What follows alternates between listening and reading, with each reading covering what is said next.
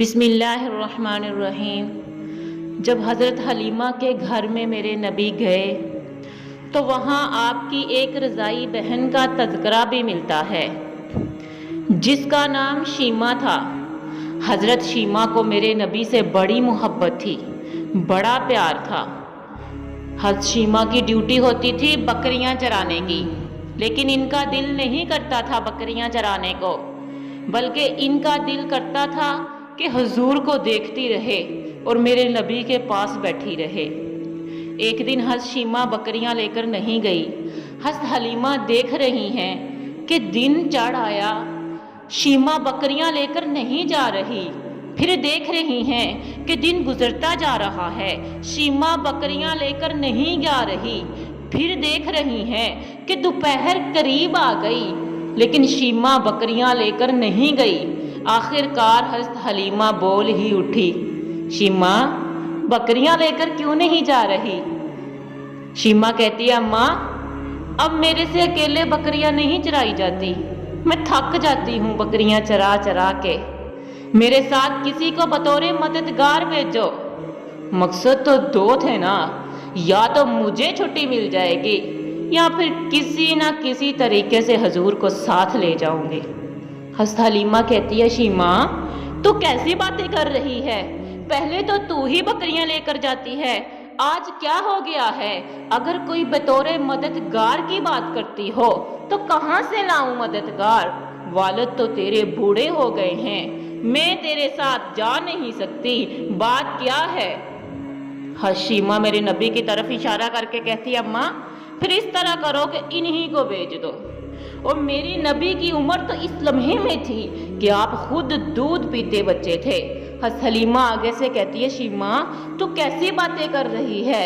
محمد تو ابھی خود دودھ پیتے بچے ہیں، یہ تیری مدد کیسے کریں گے؟ بات کیا ہے؟ ذرا کھل کے بول۔ تو حضرت شیمہ آگے سے کہتی ہے، اماں ایک دن تو گھر نہیں تھی، میں تیری بغیر اجازت کے محمد بھائی کو لے گئی، پھر میں تجھے کیا بتاؤں کہ میں نے باہر کیا کیا دیکھا۔ حلیمہ کہتی ہے، کیا دیکھا؟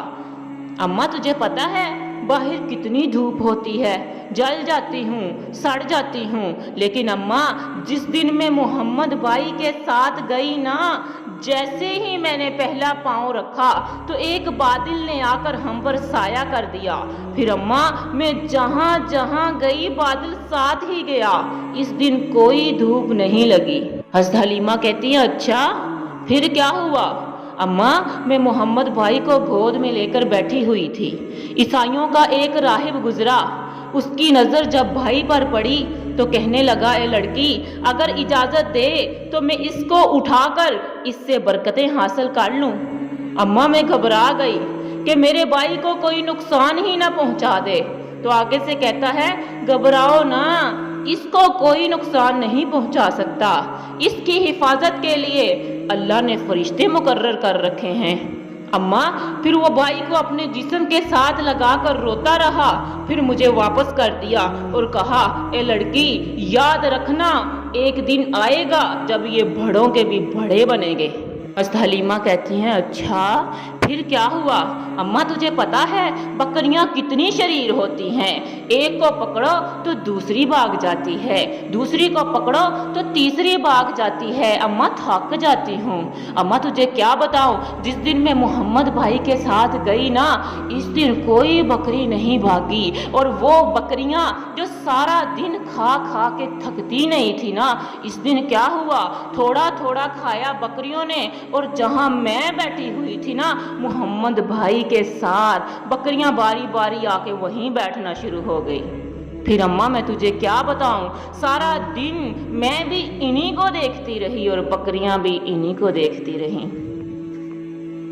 چاند تارے ہی کیا دیکھتے رہ گئے، ان کو ارض و سما دیکھتے رہ گئے، پڑھ کر روح الامین سورہ والضحیٰ، سورۃ والضحیٰ دیکھتے رہ گئے، وہ امامت کی شب وہ صفیں انبیاء، مقتدی مقتدا دیکھتے رہ گئے۔ اور قبیلہ بنو سعد میں جب شام کے وقت خواتین کھانا پکانے میں مصروف ہو جاتی تو بڑی بہنیں اپنے بھائیوں کو اٹھا کر باہر لے جاتی تھی تاکہ ہماری مائیں سکون کے ساتھ کام نپٹا سکیں، اور ہر بہن کا یہ خیال ہوتا کہ میرے بھائی سے زیادہ پیارا کوئی نہیں۔ جس کے بھائی کا رنگ پیارا ہوتا وہ کہتی رنگ نہیں تو کچھ بھی نہیں، اور جس کے بھائی کے نقوش تیکھے ہوتے وہ کہتی رنگ میں کیا پڑا ہے، خوبصورتی تو نقوش میں ہوتی ہے، اور جس کے بھائی کی آنکھیں پیاری ہوتی وہ کہتی اس کی آنکھیں تو دیکھو ذرا۔ ایک کہتی میرے بھائی جیسا کوئی نہیں، دوسری کہتی میرے بھائی جیسا کوئی نہیں۔ اتنے میں حضرت شیمہ اپنے بھائی محمد کو اٹھا کر لے آتی اور دور سے ہی کہتی کہ میرا بھائی بھی آ گیا ہے، تو سب کے سر جھک جاتے۔ تو کہتی نہیں نہیں شیمہ، تیرے بھائی جیسا تو کوئی بھی نہیں، ہم تو آپس میں باتیں کر رہے تھے۔ اور جس کے بھائی کو ساری متفقہ طور پر یہ کہہ دے کہ تمہارا بھائی تو بڑا پیارا ہے، اس کا ذوق تو پھر آسمانوں کو چھونے لگتا۔ حشیمہ خوشی سے میرے نبی کو گودی میں سمیٹ لیتی، چومتی، پھر لوری دیتی، اللہ میرے بھائی کو سلامت رکھنا، آج یہ بچوں کا سردار ہے، کل وہ لمحہ بھی آئے کہ یہ جوانوں کا بھی سردار بنے۔